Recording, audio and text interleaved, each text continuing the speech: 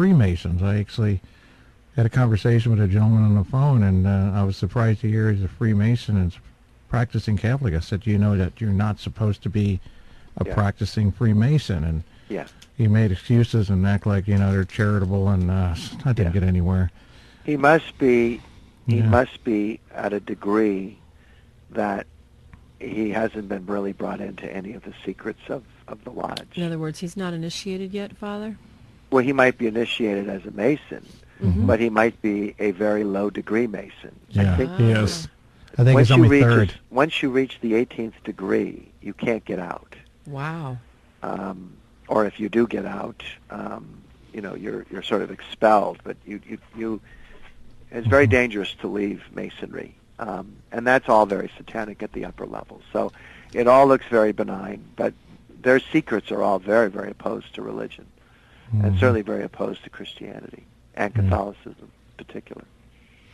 Yeah. So, and they may have hospitals and they may do all this philanthropic work, but honestly, the folks at the highest end, it's a big front. And it's incompatible to be a Freemason and a practicing Catholic. You can't be both.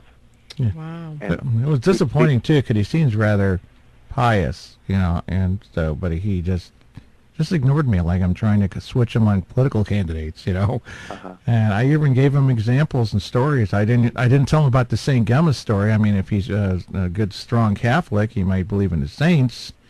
But I even did mention, our friend Michael over there on your side of the camp, who deals with satanic ritual abuse cases, and and some of these others. I tried to get it out as much as I could that I was able to talk, but it was disappointing. It really was. I really thought I had a guy who was locked in that one encumbering thing, because he doesn't realize it's a sin or a curse. It's more like a curse. I tried to explain. It's like it's a curse in itself that it has to be renounced, even if you're not going in there and you're not sacrificing anything, and you're just doing Lodge Brother stuff, talking about your next event, circus or whatever.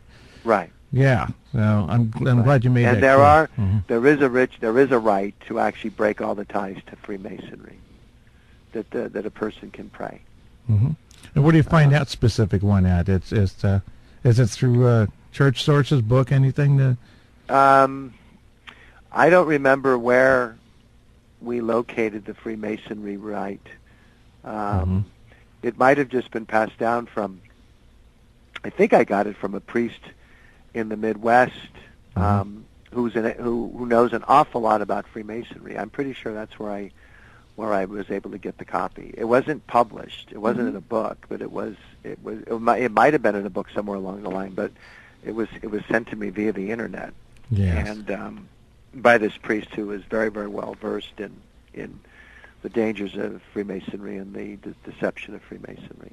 Yeah, because we had to deal with that on a lot of levels too, just in what we do. That's one of the things we ask for in our big checklist. Like, have you been molested when you're a child? We do the same thing. Yes. So and that can create, when people are, in their bloodline, have Freemasonry in the bloodline, maybe say their grandfather or father, or they just are aware of people in their bloodline who are Freemasons, and they've got issues of the occult, it can cause huge problems.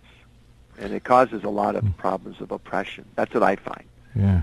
So once you know you've got the Freemasonry issues, you just as a precaution, we would have them pray the entire ritual and break all 33 degrees. Wow, that's a good thing. That's really good. Which takes a while, but it's for their betterment. Yeah, I know of a case that a demon actually identified as the source that had entered in through generational lines from a Freemason grandfather, something like that. And one of the cases, it's very enlightening to know that something that seemed just like Fred Flintstone and Barney Rubble, Water Buffalo Lodge, is not just a bunch of guys that just get together in a good old boys club or something. Right. When there are books published by former Masons, former Freemasons, and they sometimes in quite a bit of detail will explain what goes on at those in their secret sessions.